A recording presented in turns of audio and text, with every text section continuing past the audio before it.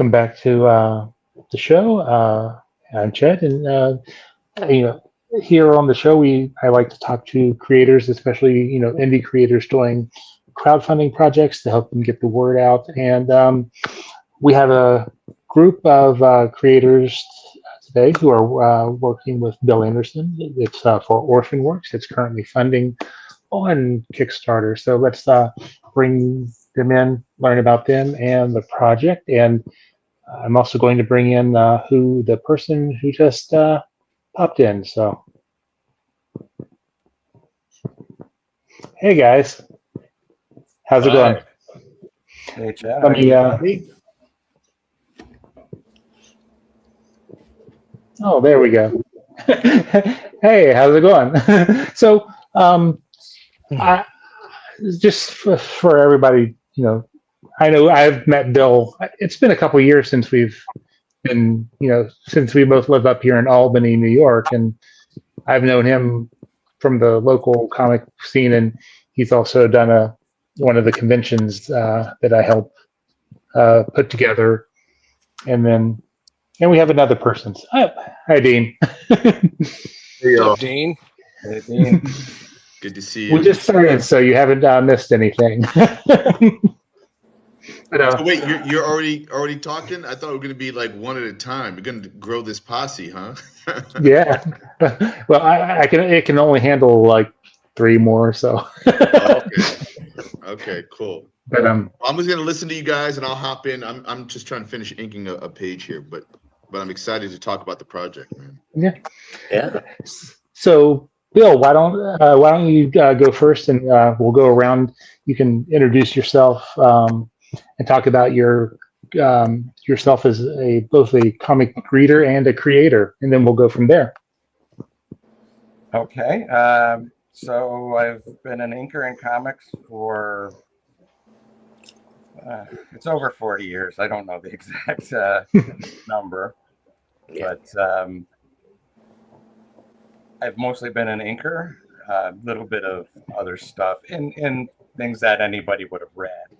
I've done other things in commercial comics, for like corporate clients and that kind of stuff. I've done writing and coloring and lettering and all sorts of stuff like that, book design even, but mostly outside of something you could pick up in a comic book store.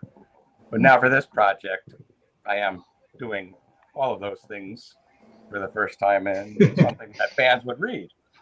And that's an anthology called Orphan Works, which the idea came to me because of having some unpublished stories sitting in my flat files. And I thought, maybe other creators have those things too. So I started asking around, and folks that we're talking to here today and a bunch of others did and were interested in having it published. The other kind of motivation for me for this project was in this age of social media, a lot of these things are getting put out online, and a lot of times without accreditation. Nobody knows who did it, especially if it's getting shared around. Hey, Bill, you guys might want to address whatever noise there's. Somebody has got a background chatter, yeah. Yeah. Somebody's got some TV going or something? Not up here. No, I don't think it's coming from Bill. Yeah, I don't think it's up here. But it is overriding your voice. It was there for a bit. Now it's all quiet again.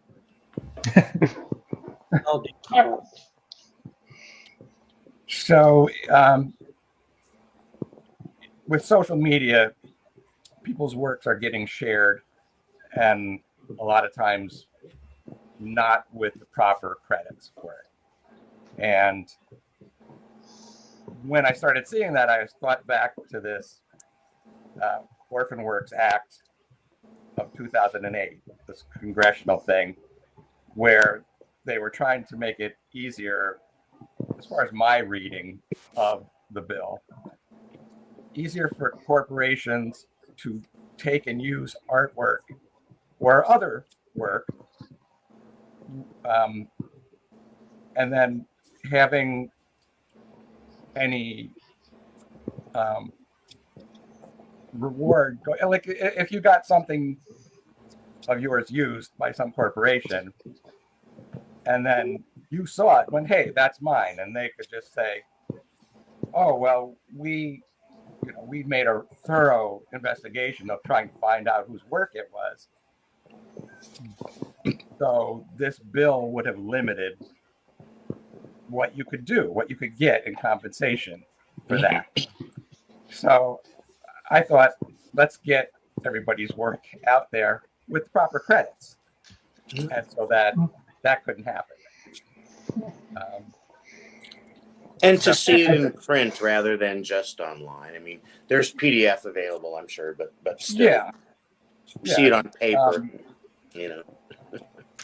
It just seemed to me the best way to do it within my small sphere of influence.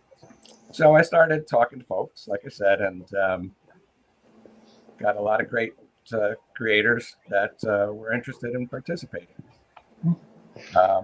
I did a story in there with Rick McCollum, who unfortunately couldn't make it here tonight, but this was very much this Orphan Works idea because it was something that we had done years ago and set aside because the comic that we were doing didn't continue past the first issue. And yet here was this completed story we had sitting in a file. So I'm like, hey, let's get it out there 30 years later. And most of the other folks had either something that had never been published or that was published in a very small run. And then let's try to get some more eyes on it. And generally in those cases, we did something new for it. Like a color version where it was originally black and white, or one with Ken's story. I had asked him if he thought it would be cool if we did it in like a sepia tone because it was a story about memory, and he was all for it, as I recall. So that's how that's going to appear in there. And Bill, what do you remember? Maybe the first comic book that you read, or the one that got you interested in? Hard to say because I don't have a memory of a time where I wasn't reading comics. Mm-hmm. Even when I didn't have any, my grandmother, who we would go to visit every Sunday, she had a stack in her house for kids to read, and I think she was hoping to be quiet. So that may have been where I started reading them. Okay. And I think it was a mix of a couple of superheroes. I remember like specifically a Superman comic in that pile.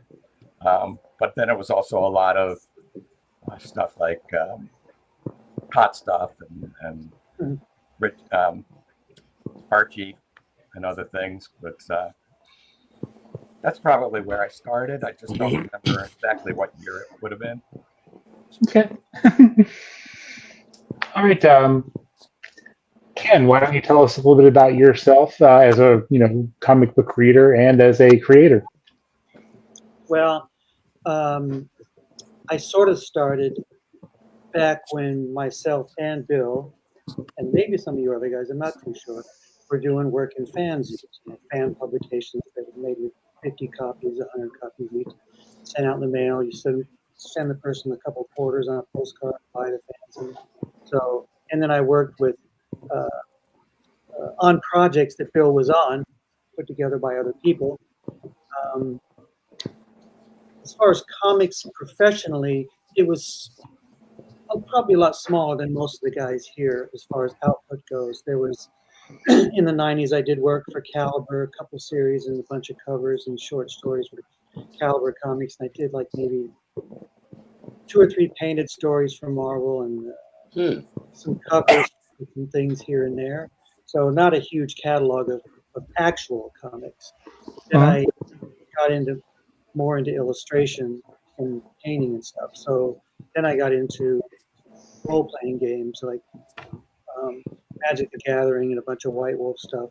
So I did tons of paintings for things like that, and then a lot of general commission work, all kinds. Okay. And what about as a reader? Do you remember the first one you picked up? Well, I don't know about the first one, but I do have a memory of the old Sea Devils comics that Russ Heath would do covers for. I have a really good memory of that for some reason. There were probably something for that, like Bill said, plus my memory sucks worse than anybody's. But I do remember that, and there were a ton of things after that from both companies and other stuff.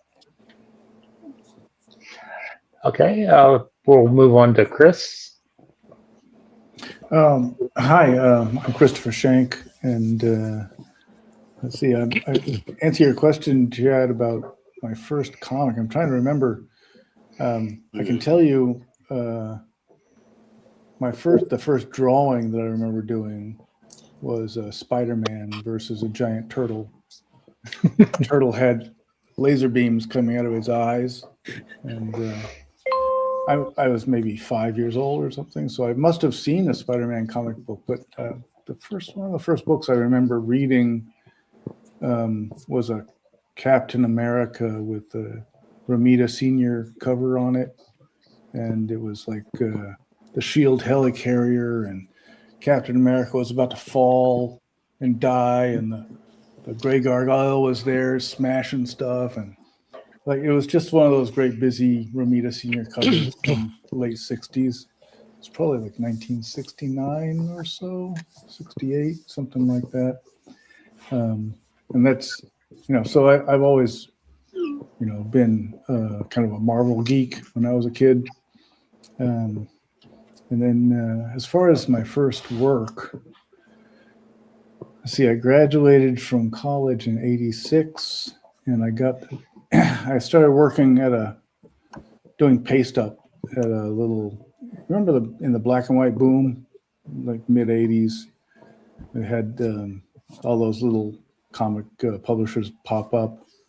One of them was called New Comics Group. It was run out of the back of a comic book store by a guy named Steve Donnelly, and I got a job doing paste up for them. And I remember the best thing there was we worked on an Alex Nino book called Demon Blade, and I got to do the paste up on the inside front cover. The old style with wax, no computers. It was hot wax, X-Acto blade, and that's how I started. And I got familiar. Yeah. I think I did a short story in one of their books. It was like a horror book, horror anthology book, and I remember it had a J. Muth cover, and I did a story on the inside. I think Ken Hooper probably inked it.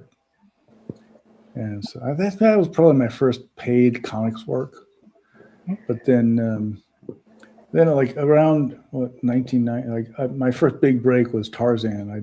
I was penciling on Tarzan for Dark Horse on a regular series, and I worked for Dark Horse mostly. I did some work for DC too. It was a fantasy books. Oh, and I did some work on their Hitchhiker's Guide. It was Life, the Universe, and Everything. Okay. For DC. So that was a long time ago. And then around like mid '90s or so, I started going to storyboards, and I did some gigs for storyboard gigs for games, and then I got a break, and I got on Batman Beyond. And that kind of kicked me into the storyboard universe for TV animation, and I did a lot of shows for that. And now I'm coming back to comics with this book that I have called Strangey Strange, and that's one of the short stories that is in the Orphan Works, is about my cowboy robot cowboy character called Strangey Strange. So this Bill, this is the first appearance of Strangey Strange. Oh, well, He's I'm off. it's a little 6-page thing, and it's the first time we see him. Very cool. All right. Moving on, Matt. Chris, it's funny you were mentioning Ken Hooper, and I forget how long I've known you and him. Right now, Chris and I used to be Matt in and the I go studio way together. back. Yeah, we go way back. Let's see. God, the first comic I ever read, I don't actually recall. It was probably a Batman, like a Neil Adams Batman, when they used to reprint the giant-sized books where, his cape was 30 feet long and there was no Robin. I already knew about the TV show, but I loved the spooky, gothic, Dark Knight detective Batman. He was terrifying, and I loved him. And then I think I also remember Walt Simonson's Manhunter backup story, which became like one of the greatest, comic stories ever done. And I definitely remember an issue of Legion of Superheroes that was, I couldn't tell you the issue number. Element Lad went back to his home planet and was going to kill the guy who killed his home planet. And I was absolutely obsessed with the Legion as a kid, wanted to draw the Legion. My first comics gig was in 1990, drawing Star Trek: The Next Generation. Chris, you might remember my old studio mate, Tom Simmons. Tom and I went to college together, Right. and we're trying to figure out how to break into the business. And we picked up a copy of the Comics Buyer's Guide. Oh, there's conventions. We were in New Mexico. We had no idea. And there's a convention in San Diego. So I was doing radio, and he was, I think, working at Domino's. We did some samples, quit our jobs, piled into his truck, and just drove in California, and stayed with a friend of a friend at 1990 San Diego Comic Con. That's where I met Dale Crane, God rest him, DC's art director, and did another set of samples and got a gig doing Star Trek: The Next Generation. Way too many pages, destroyed the deadline, but got it done. It came out, it sold out, it sold through, got reprinted. And so that from there, I started working for DC a lot. And then some indie comics. I did, Chris, you were talking about independent comics companies. I did a comic with Steve Englehart called Phantom of Fear City for Claypool many, many years ago. Begged them to fire me. Ended up at Dark Horse drawing Ghost. And then back at DC, not a Batgirl, Supergirl, Catwoman, Wonder Woman, that sort of thing. Did some covers for Legion, and then went to Marvel briefly. Did like a Defenders miniseries, some Iron Man stuff, and then kind of fell into video game art and met Stan Lee and started working for Stan for over a decade. Wasn't really any comic stuff. It was all TV and film and video games.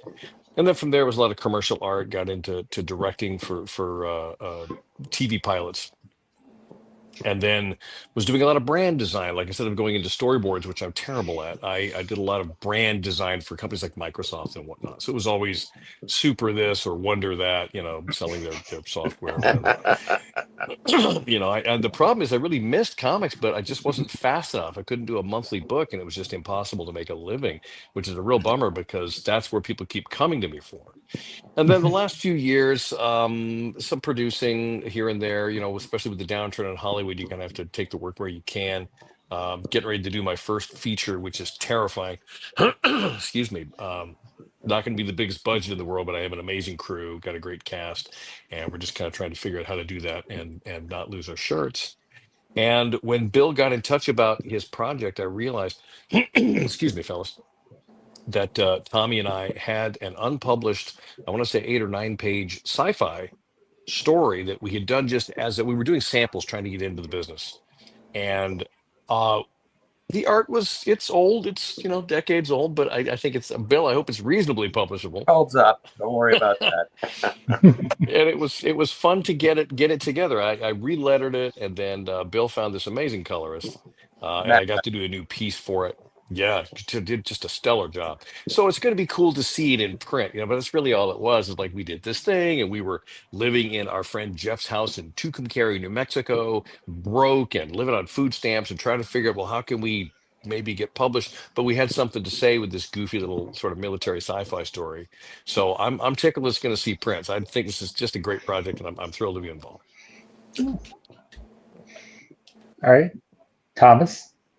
Well, I suppose we should start with the first comic book, right? That seems to be the theme. I don't know if it counts that I was reading things like Rough and Ready. I had a Funny Animal beginning, and then around the time of the Batman TV series, I was given a Batman comic book, and everything changed. You know, and I just got into superheroes and stuff. But that was never what I was able to draw, right? You know, I'm not a superhero guy. So I got into the Funny Animal, you know, bit for, and I'm strictly indie. I've never really worked for any of the big publishers, but Eclipse published one of my books for a while. The story that I have in this volume, something I actually drew in 1991. So I'm going to talk about older work and how old I am. But I recently colored it using all my, you know, digital skills and Photoshop and everything.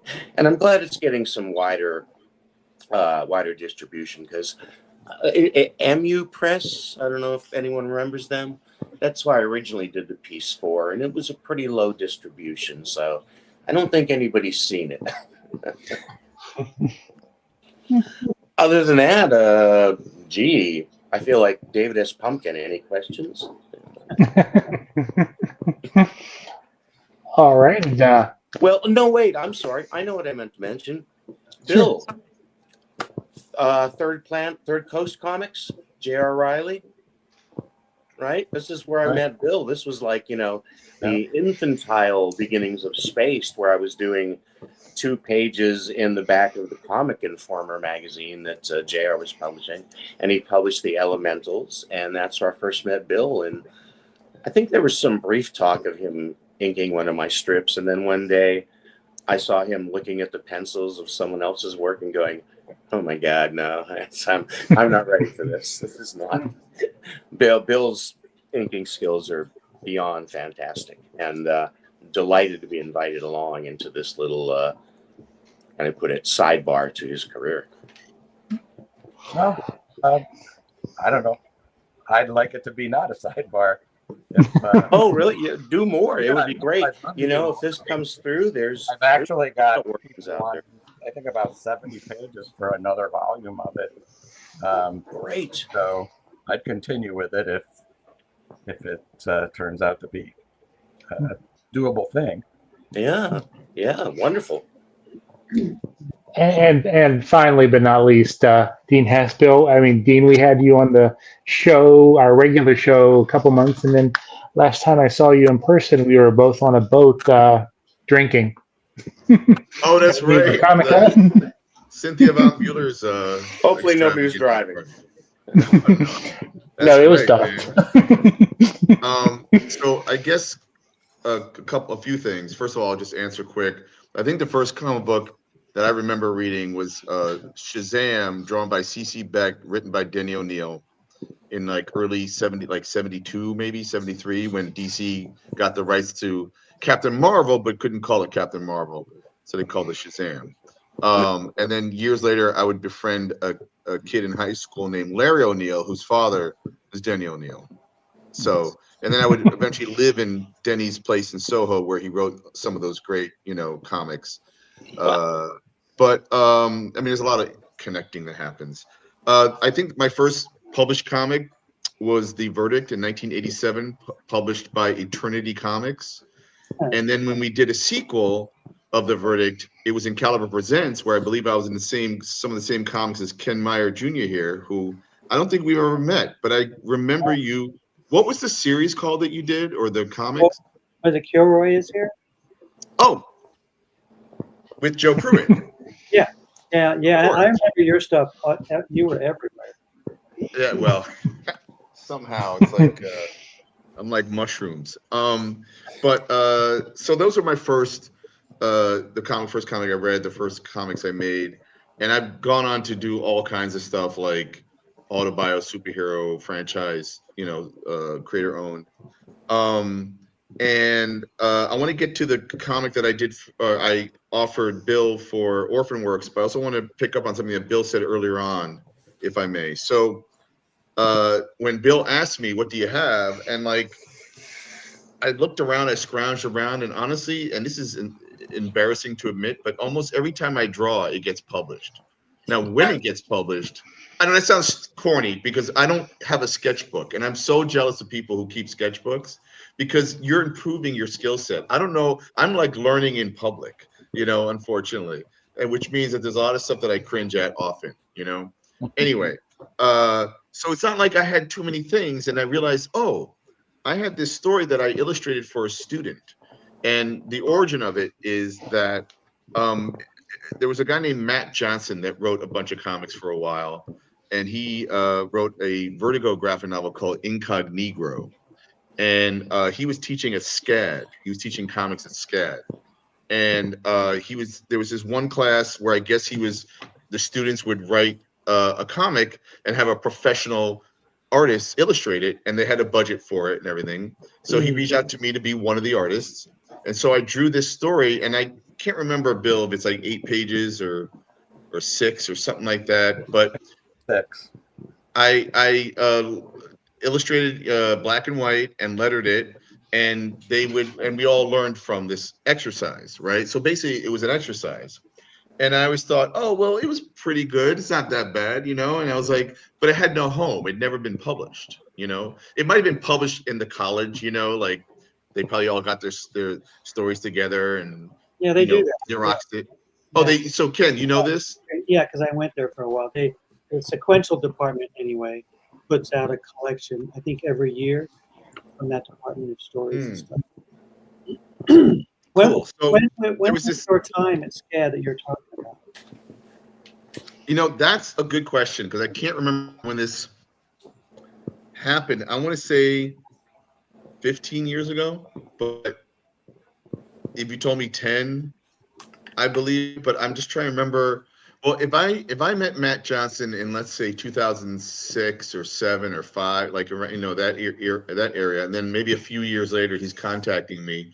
I mean, it might have been not 20 years exactly, but it's been a while, So I had this sitting in my laptop, and I offered it to Bill, and he accepted it. But I wanted to pick up on something that Bill was saying earlier, and I don't know if this is what you're talking about, but you're talking about when a corporation can own some work. And were you suggesting that sometimes these things just never get seen and they can do what they want with it or do nothing with it?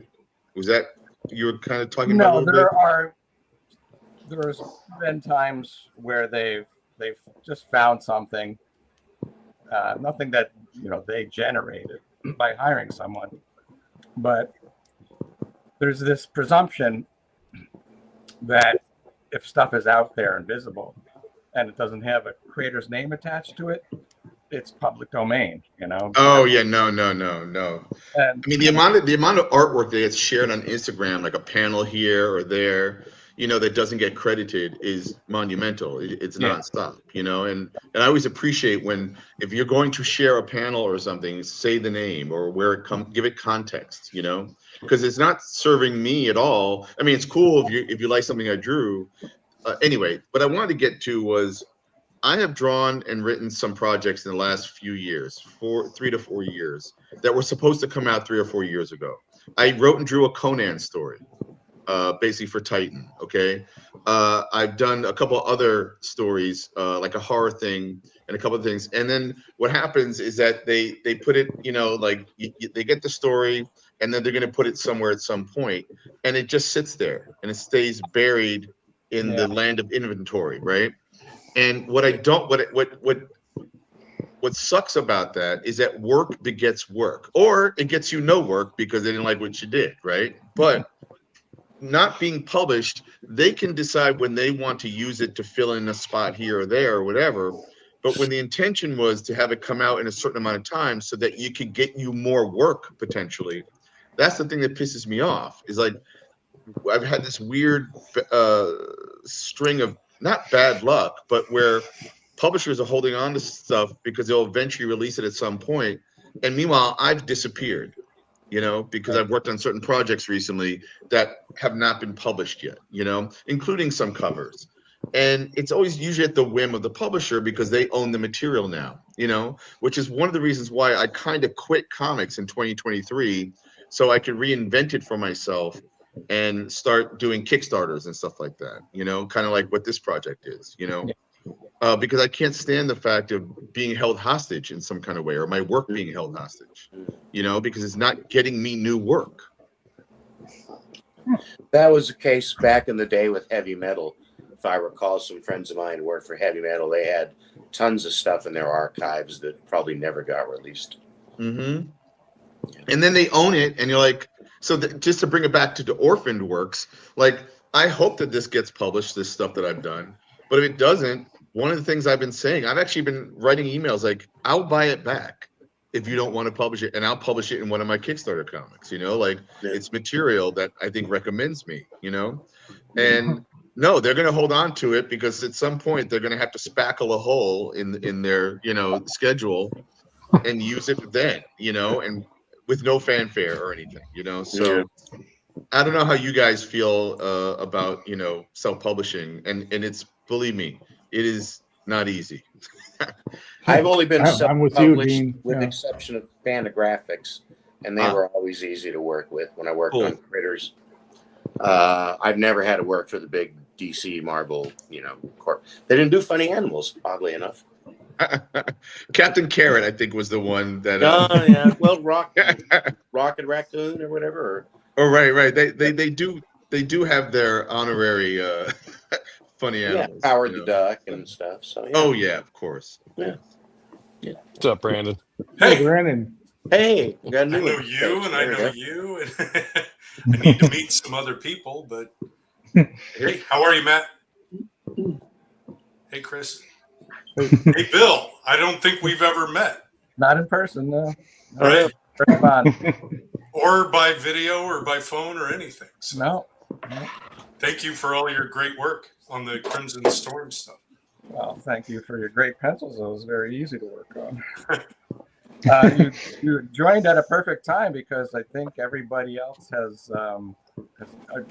Dean, were you finished or did you? Oh yeah, no, We don't want to cut you off. If you no, I'm good. Hi, Brandon. I'm Dean. Nice to meet you. Hi, nice to meet you, Dean. So it's your turn, Brandon. Hello. You got to talk about your. Hello.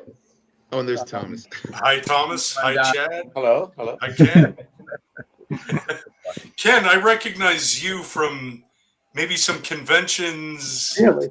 in the Bay Area, possibly, or San Diego, maybe. Well, I went to San Diego for like 25 years, and had my little spot, Wow. Sally. That would be it. Yeah. My Yeah. first place. So, Chad, do you want to have?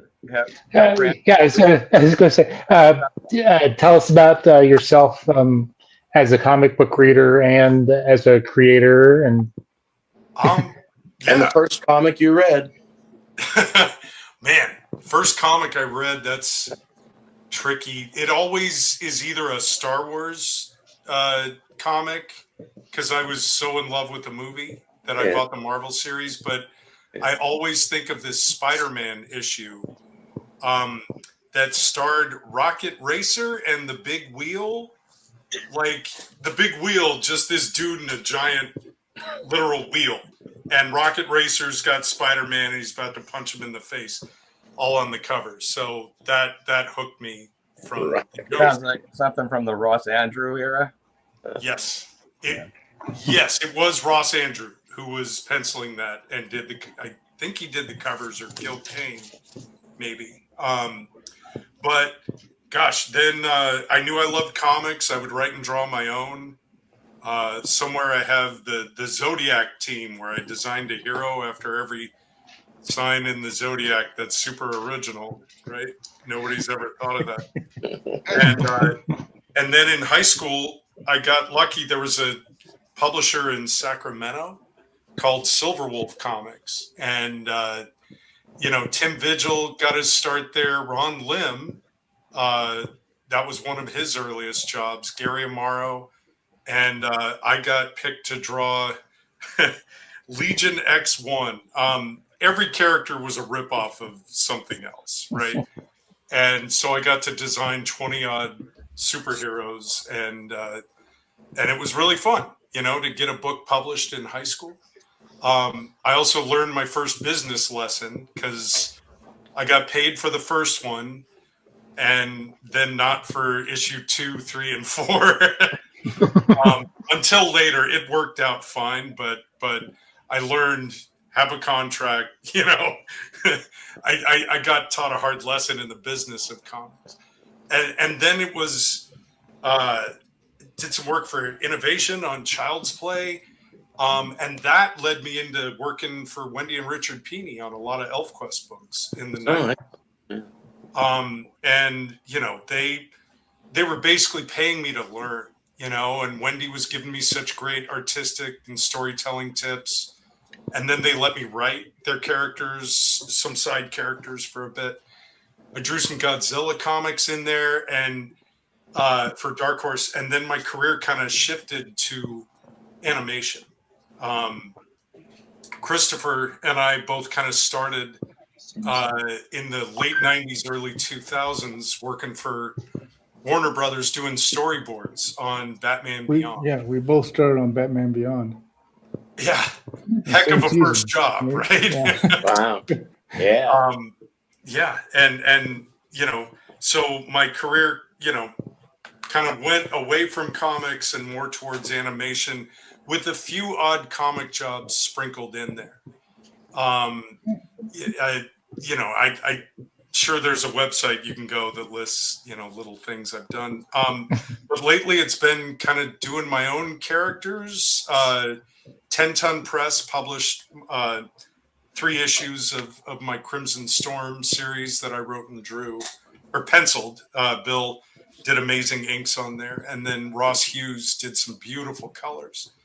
And I'm working on a new book with a different character right now. And yeah, so that's sort of it was probably a little too long, but that was my shortened version of my career. Okay. Someone has joined us. What's that? Someone has joined us. John Simpson is here. There you go. I came on for 2 reasons. Number one, you needed a 9th panel. Correct. And then I want to refute whatever Dean said about me. I want to refute it. I'm not sure what he said, but I'm sure he said he talked shit about me. So, hi guys. I was on a Pencil to Pencil podcast. We were talking about Multi-Mentions, my collaborative work. Yeah. Tom Stazer is a contributor, and I finally.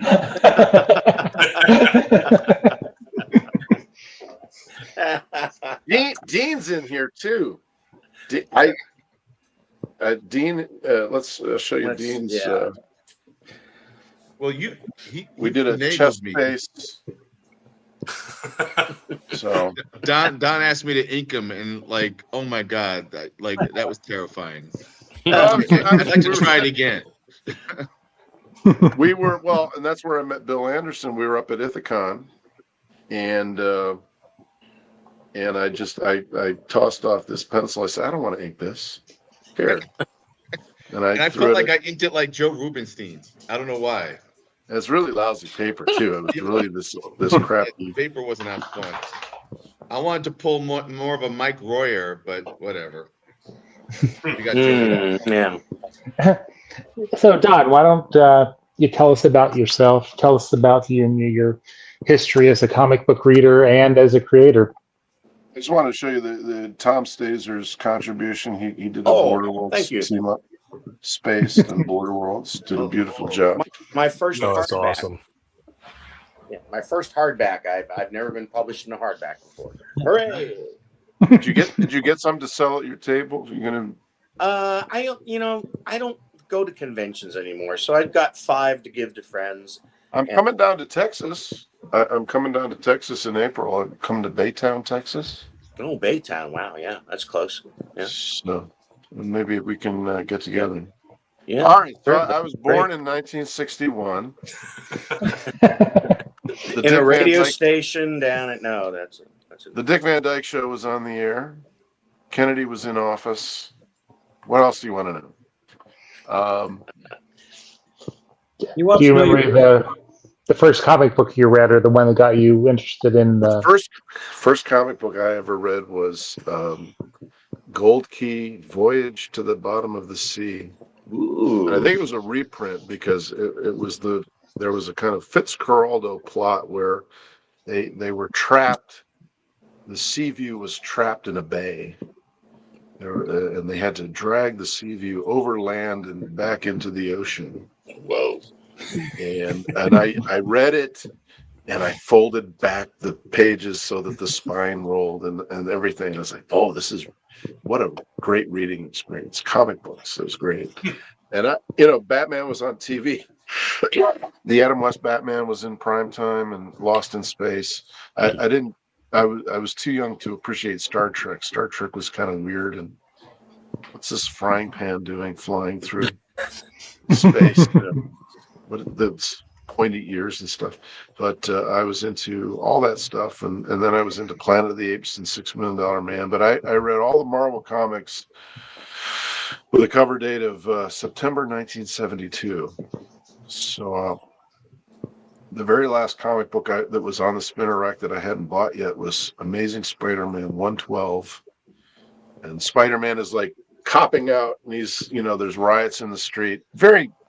Thank God there's not that kind of situation in America today. Yes. We don't need superheroes to solve our problems. Not at all prescient. Not at all. And then 3 days later, 113 showed up with the Spider-Man mask on the wall and Doc Ock, and I was hooked on Spider-Man in particular. That was my favorite character, and I would draw. I got really good. I was born to draw Spider-Man. I like mastered the webs when I was 14. I got them all to line up. That's very hard. So I wanted to be a Marvel penciler, and I met Keith Pollard, who lived in Southgate, Michigan, about 45 minutes away from me in suburban Detroit. And I asked him, do you have any? He was penciling Spider-Man. He's penciling Fantastic Four. And I said, do you have any of your own characters? And I thought, I was 16 years old. I had a driver's permit, so I must have been 16, 17. And I said, do you have? I thought it would be the greatest thing in the world to have your characters in a Marvel comic. And he said, well, sure, I have a whole closet full of characters, but I don't want to just give them away to Marvel. And I'm like, what? And I didn't know what a paycheck was, let alone work for hire. And, this just blew my mind. He said, oh yeah. Then he talked about Joe Shuster and Jerry Siegel and how they were they got ripped off, and how Steve Gerber was getting ripped off with Howard the Duck, and Rich Buckler with Deathlock, which is not very well known. And he's telling me all these just horror stories, like, oh my God. And then he shows me his pencils, and then he showed me the different inkers that he would get, and it's like, well, do you have any control over that? No, it could go to Joe Sinnott, who would turn it into a masterpiece. And he said Joe Sinnott somehow turns my stuff into art. Or it could go to Jim Mooney and Jim Mooney's assistants, who would hack the hell out of it. And I thought, oh no, wait a minute. You're telling me Rich Buckler, Deathlock is getting ripped off, and Steve Gerber's getting ripped off, and then you don't even, the inkers could just, and I'm penciling, I'm spending million hours on a page or a drawing, oh no. So then I had to readjust and recalibrate. And I looked around, and I was into Undergrounds, and I was into Raw magazine and heavy metal and stuff like that. So that brings us up to the early 80s. And then I did this thing called Megaton Man. So yeah, that was it. Still the rest is history. Yeah. Which rules, by the way. Yeah. Don, who first published Thank Megaton Man? Did you self-publish, or because I remember seeing it, but I can't remember what company did it. Well, I got. This is the Omni. Excuse me. I'm sorry, I'm coughing. I got 2 rejections from Fantagraphics. And 40 years later, they put out this sucker. Yeah. You But jumped in. I sent photocopies. It was my first comic book. I was not in the industry. I had no connection to the industry. I'm in Detroit. I'm sending. I sent samples to everybody. I didn't know if I wanted to be an alternative news weeklies or syndication or what. And I sent out the same time. I sent out 15 copies to a bunch of places that are no longer that no longer exist. Mm. And I got rejection letters on a lot of stationery from a lot of defunct publishers like Eclipse, Epic, Illustrated, First Comics, all these places.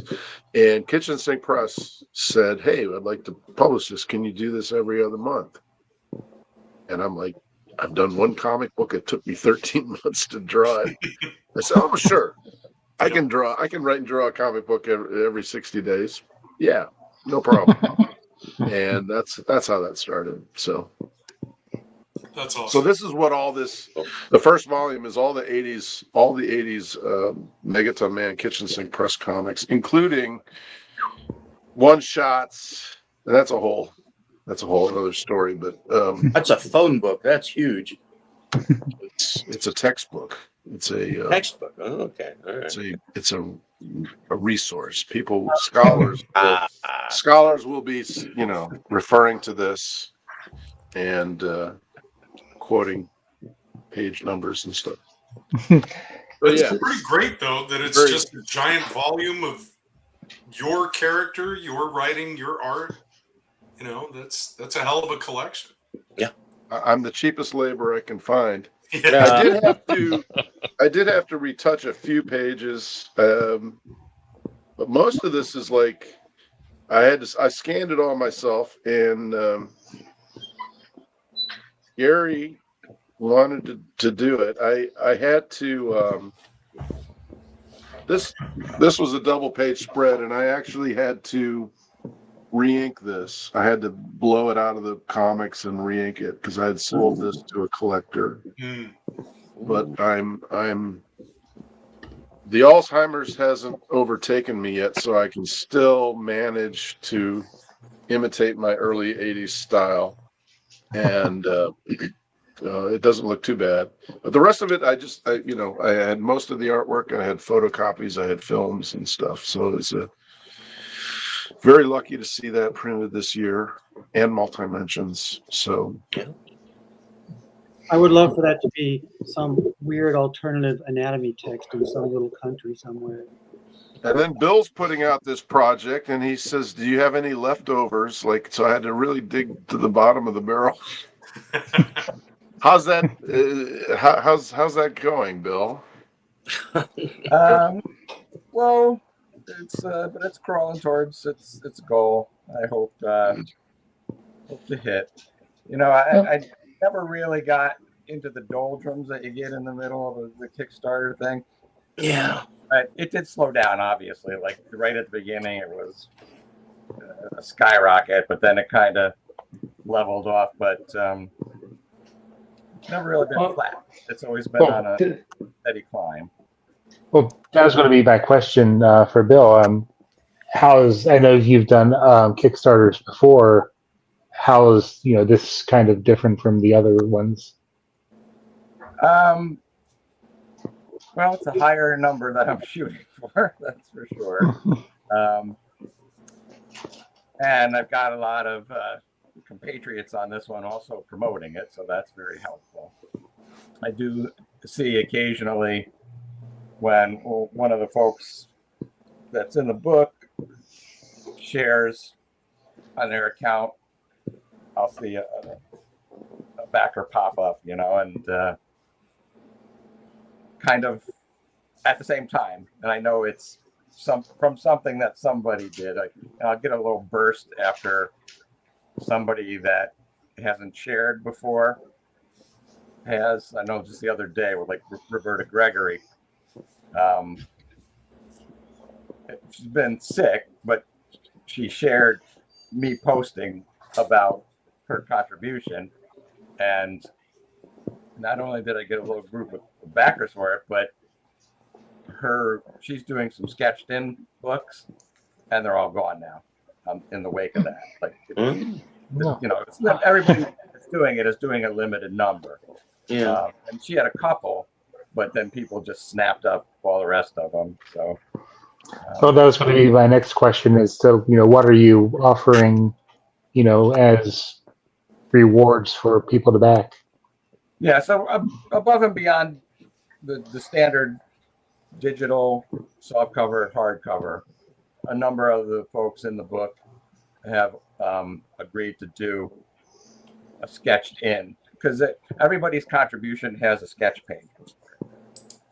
So I'm trying to think of the number. Was it maybe eight people, or 6 or 8 people that had time to do sketches in there? So I offered each of those as a separate reward level.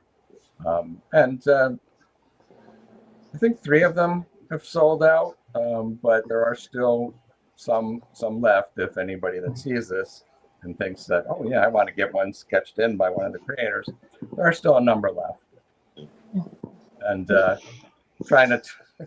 may try to talk some of the people who have sold out into raising the number. They can get them back live again to that reward level. But, are you doing late orders? Yes. Yeah. I saw that as a thing you could do now on Kickstarter. That wasn't available the last time that I did one, but I thought that was a good idea. So, I mean, as long as you're not tailoring your print order to the exact number of backers, which of course, who would do that? It's a good idea, because I know a lot of people from previous ones that I've done that have contacted me like a day or 2 later and go, wait, it's over? Yeah, I mean, it was there for a month, but now if those people crop up, I'll say, well, it is, but you can still order. All right. So just kind of a general question to, everyone. I know a lot of you have talked about your contributions. How was it going back and kind of looking at some of this older stuff that you had in your files and kind of revisiting it after all these years? I can volunteer. When I used a nib and a bottle of ink and a Bristol board, my work was far more detailed. I've since crossed over into digital. I use Clip Studio. I still draw in pencil and paper. I don't bring out an ink pen anymore. And it's simplified my work quite a great deal. So going back to something from 1991 was like, oh boy, I used to draw the hell out of that shit. I was terrified looking at the stuff that we did because, Tommy and I had not been published yet. He inked it. And I was trying to make every eyelash the perfect eyelash, and just, I don't have any education and stuff. I just started doing it. So he and I kind of worked on it, touched it up a bit, and I'm terrified of it actually being in print because I think my art was really bad. But everybody thinks that, you're 19 years old or whatever.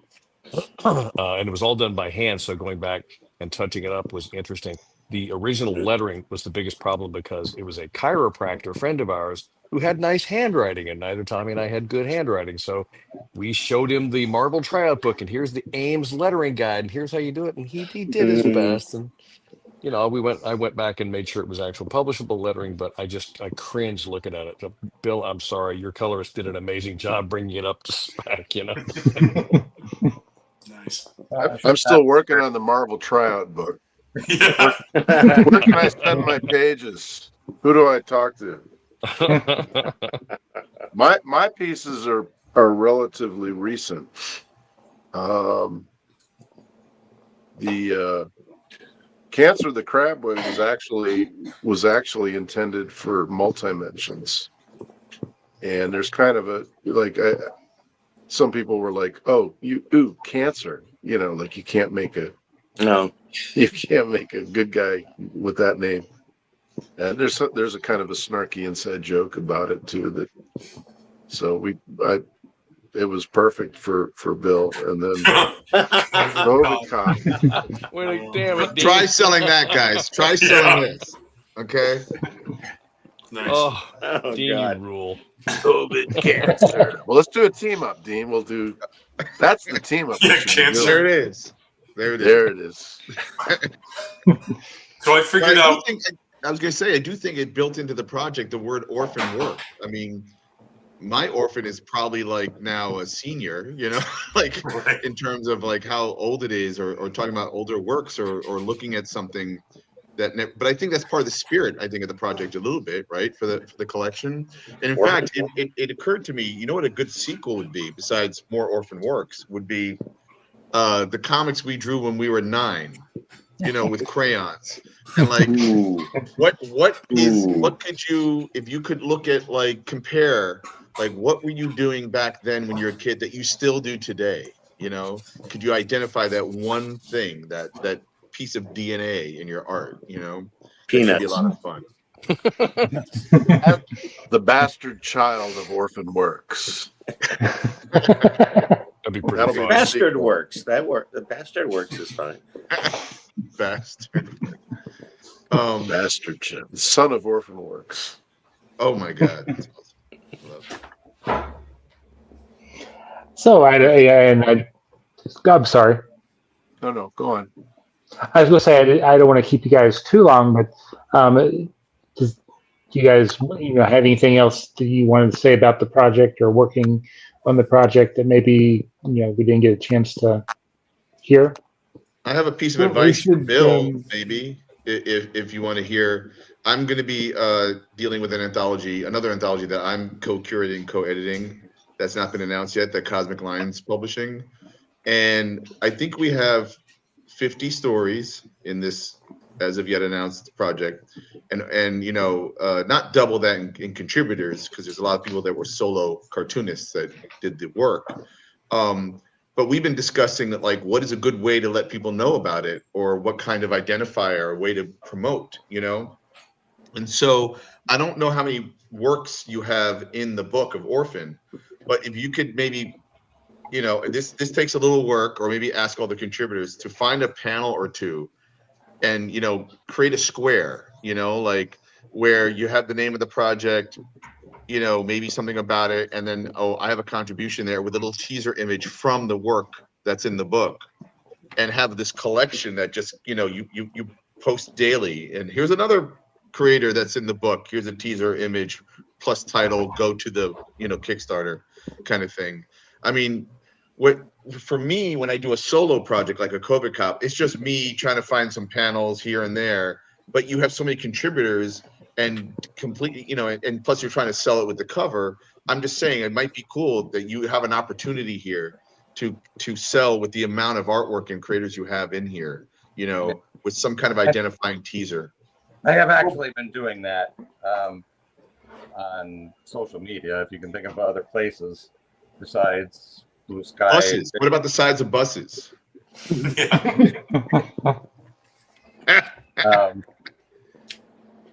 And that's definitely worked when you tag, the creator in it as well. Like I was saying before, it does occasionally drive some traffic to the thing. So yes, you're right. That is, I think, a good idea, because to some extent I have been doing it. Right. I haven't gotten to you yet, though. Is the name of your project Unwanted Stepchild Works by any chance? Oh, Please. The puppy that was never adopted. oh. Who's that doggy in the window? It's just the I think saddest. having collaborators and having a wide number of collaborators and contributors should help your marketing plan. I have been remiss, but I gotta beat the bushes for Orphan Works. But Yeah, we should all start posting soon on social media with the Kickstarter link, right? To drive any of our followers over there. Oh, you haven't done that, Brandon? Yeah, some of us No. already done that. I I'm posted sure for everybody both of else my has. Look, followers. I'm late. I was late to this. I'm late to posting. I'm just late. Yeah. But no, Bill, I saw you posted a page Yeah, that I did today. That was great. generally when I do that, I'll whatever service is available on the different platform, whether it's tagging or linking or collaborating, I think is what we did on Instagram. Yep. And that helps. I see a little bit, but yeah, if anybody wants to talk it up, that might. Well, be better. I found out about it because I saw Dean's post on Facebook about it. Yeah. And then immediately I said, hold on, I know Bill. I'm going to have to make sure that I get that in the Comic Watch's roundup. It takes a lot more effort, especially since, like I said, I'm going to be the editor of or co-editor of this other project, which means that I got to take on the burden of like writing all the contributors. And one of the things that's helpful, because a lot of artists are introverts or lazy or stupid or they're shy and don't want to feel I'll weird take the about last two. promoting. But when you No hand offense them, taken. but when you literally hand them, like, here's a sentence that says what it is with a link, and a title, just cut and paste and put that into your social media and maybe add like a real low res image or two just of the cover with something, like you literally hand it to them to do, then it's harder for them to not do it, and you have anthologies usually have a deep bench of possible promoters, Yeah. So, like I said, I don't want to keep you guys too long, but so if we want to go around and we'll finish up with Bill, but kind of re-mention what your contribution to the anthology is and where people can find you if you're on social media, then we can do it that way. Okay, well, in addition to doing some coloring on like Fred Hembeck's story and a couple of other stories, the main contribution for me is something I wrote and inked and colored. That was a collaboration with Rick McCollum called Helping Hand. And this was done back in the 90s. We were attempting to publish a black and white anthology of our work together. We got one issue out, but wasn't really the market for it at the time, even though it was you would think it was, because we're still a healthy black and white market back then, but it was more of a distributor issue at the time. So this was a story about a guy who attains cosmic consciousness and the hijinks that ensue from that, which was intended for one of the following issues that never came to be. And I don't want to say anything more about it. Don't want to spoil any, the ending. So I'll let the next fella take over. Ken, I think. Well, I think, was it I almost have forgotten. Was it that rain story? Yes. Okay. Yeah, it's a story that Joe Pruitt wrote that I illustrated, I think if I remember, with charcoal and ink. And I even only vaguely remember the story. It's not really that old. It's maybe 10 years at the most. And I think it was meant to go on a New Negative Burn or something. And I think it actually was published somewhere, but I can't remember where. So I can't tell you much about the project except it was fun to do because it's a fun technique to do. Yeah, so what I was mentioning before about anything that was slightly published, I try to give it a new version.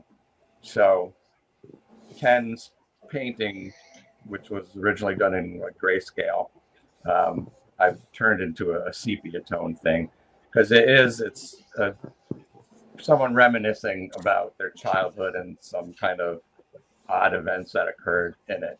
And I just thought, I just tested it out. opened a page in Photoshop, and I did the duotone filter on it, and did a sepia tone on it with that, and I was like, oh yeah, this looks great. So ran it by the guys, and they were okay with it. So that's how it's gonna appear.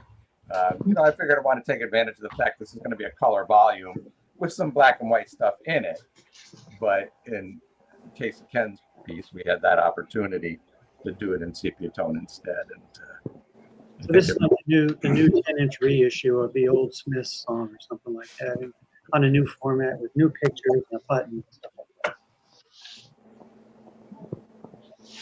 All right, Chris.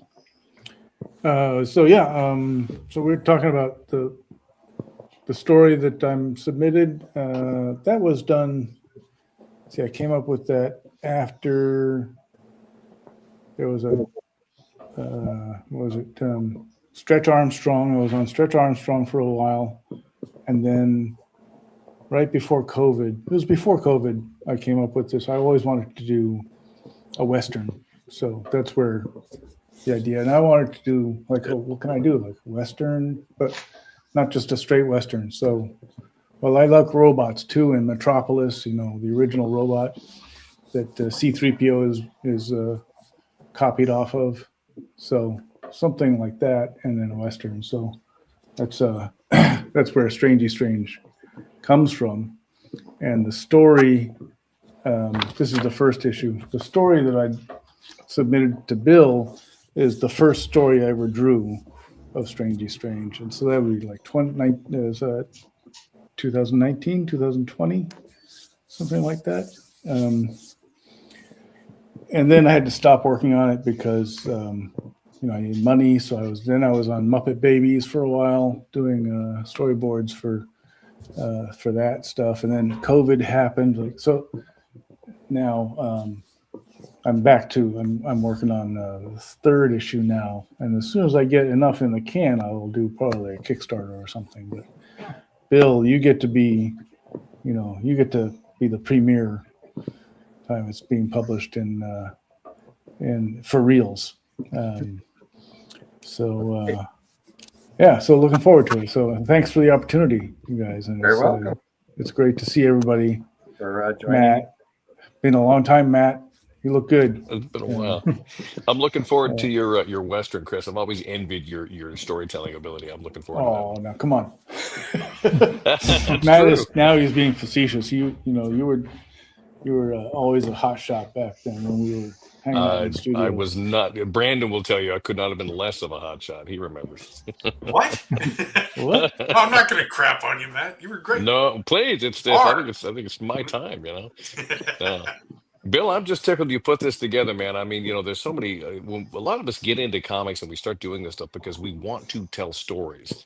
And the problem that I had when I was doing this full time is that I wasn't actually a penciler or an illustrator. I was a storyteller. But I got too hung up on trying to make the pictures really pretty. And so, when I was in the studio with Chris and Brandon, I learned a lot about just tell the story first and get that, done as clearly as possible. And so, Dean, with whoever it was that mentioned doing a companion comic of like stuff we did when we were kids or teenagers, that would be kind of a fascinating contrast. So it's been interesting to go back and revisit this story that no one has seen until the book comes out and look at it and feel like, why was I trying to tell this story? Tommy and I it's not a superhero thing. We did this military sci-fi deal, which I've never touched again. And the idea is like the leaders of this war on this planet, they don't even know who they're fighting anymore. It turns out they're fighting each other, just like 1984. I think I had just read 1984. And the notion is the soldiers find out that they are fighting their own soldiers, and one of them goes off to try and stop the war. It was a very short idea. And I think we tried to submit it to a couple of places, but then I got hired on my first gig doing Star Trek, and I just sort of forgot about it. So when Bill asked me about this, I realized that it was done. So all right, it'd be again, I cringe a little bit, but I'm Bill. I'm really tickled you're doing this. It'll be fun to see all this stuff in print. Must be me. Something I wanted to say about my story earlier is that I went to Disney World a lot in the 90s.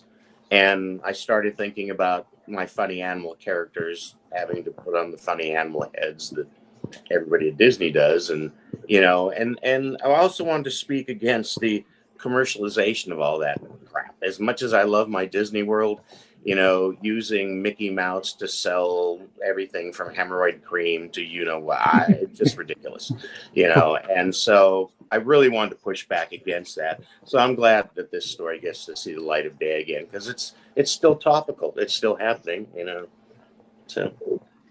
And thanks again to Bill for inviting me along for this, and I'm happy to be with all these great contributors. More should be on this chat, though. I just signed a big hemorrhoid cream licensing deal with my Cancer the Crab Boy. Damn it, Don. Megaroid Man.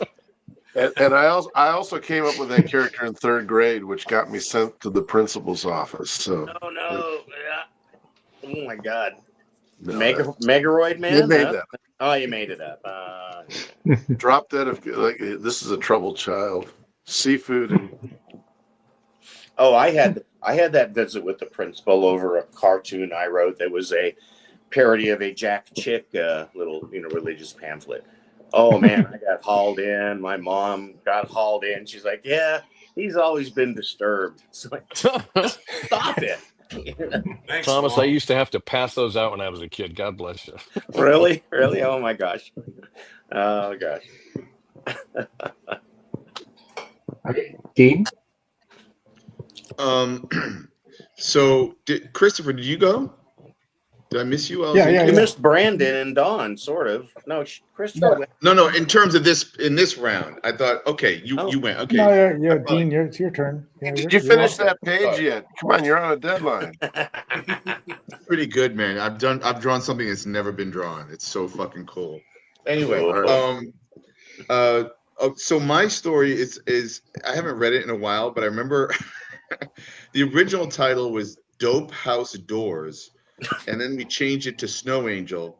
But basically, it's a little story about a young woman, I think, reuniting with her father, but then she dies from smoking crack. Like, so it's pretty bleak. It's a pretty sad little story, and that's what the writer wanted to convey.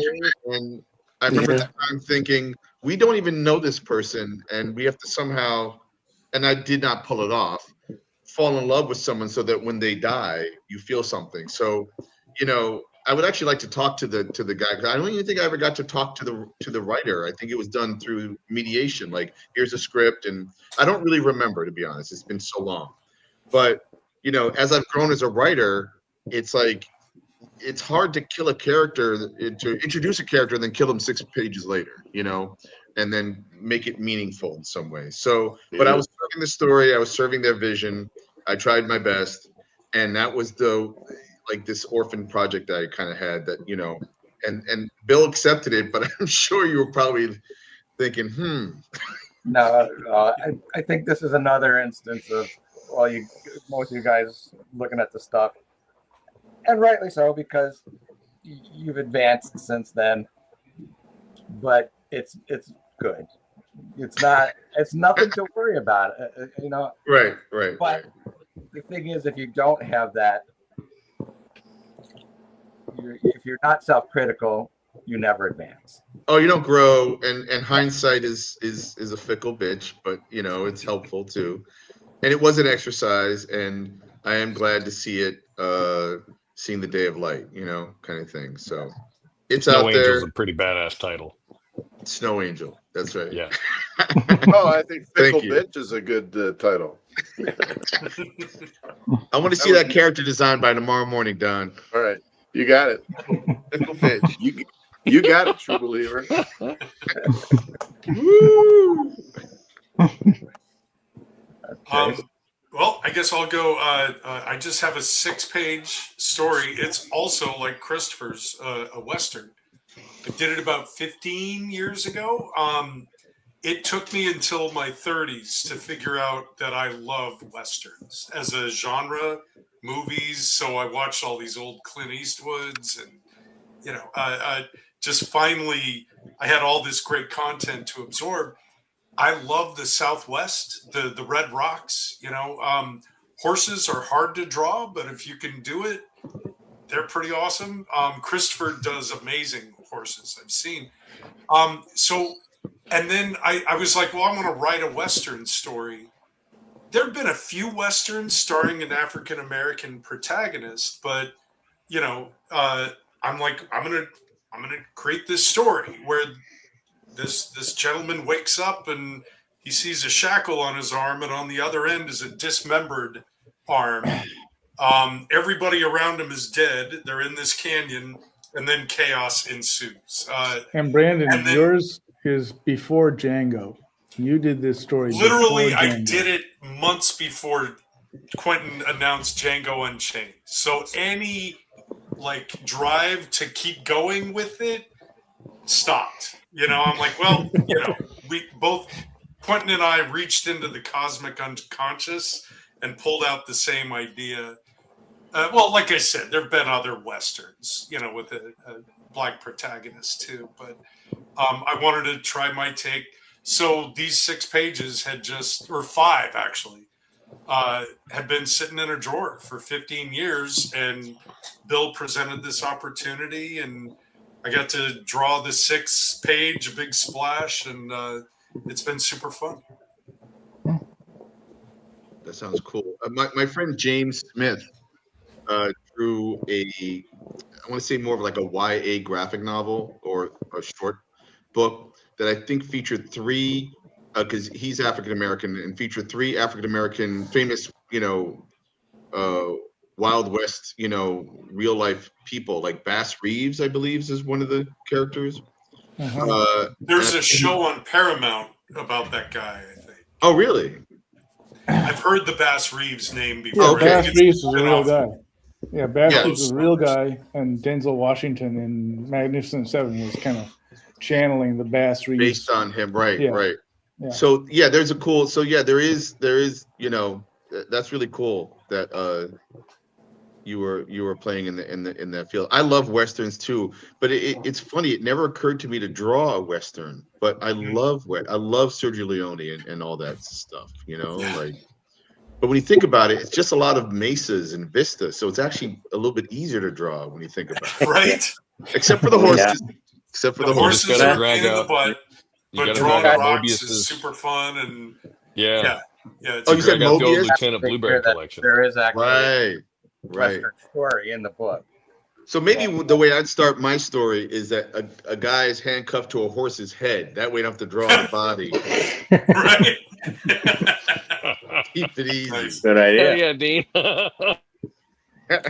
Little Godfather there, but A little Godfather, but hey,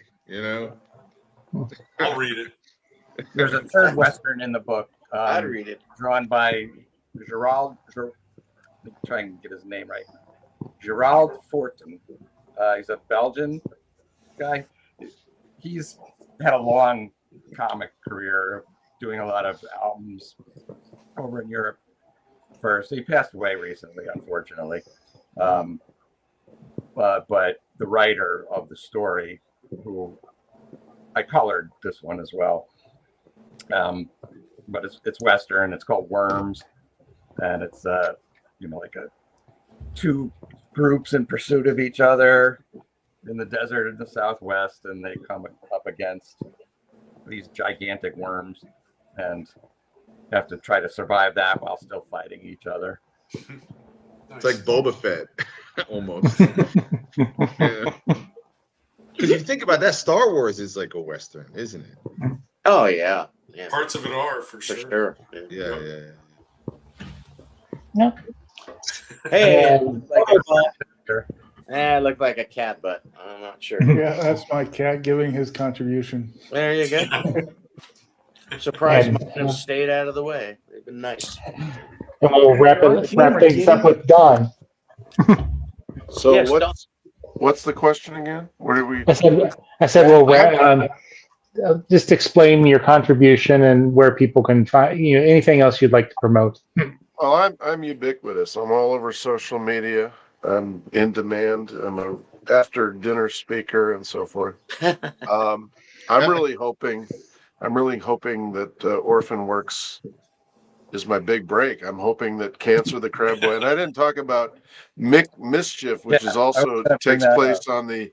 It also takes place on the wharf. So both of the I hadn't really thought of this, but both of my stories are aquatic in nature. So I'm hoping that people will see this and they'll want more Seafood. Mischief and Cancer the Crab Boy. Because I have a whole plan. I have a whole storyline for Zodiac, Pisces, awesome. and Gemini, and other. There's a lot to be had there. I'd love to see it. Well, I'd like to thank all of you for coming on and talking about the project.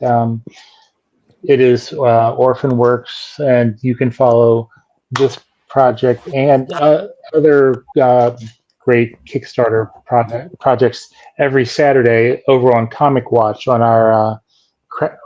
I renamed it the Corner, so but it's a crowdfunding roundup, and again, thank you guys, and if any of you have any thing in the future that you would like to talk about and promote, you're more than welcome to come back. And yeah, we'll leave it at that. And have a great evening. Thank you, Chad. Thanks, guys. Thanks, guys. Thanks, Chad. Thanks, Bill. Thanks Take for care. coming Hey, on. everybody. Thanks, Bill.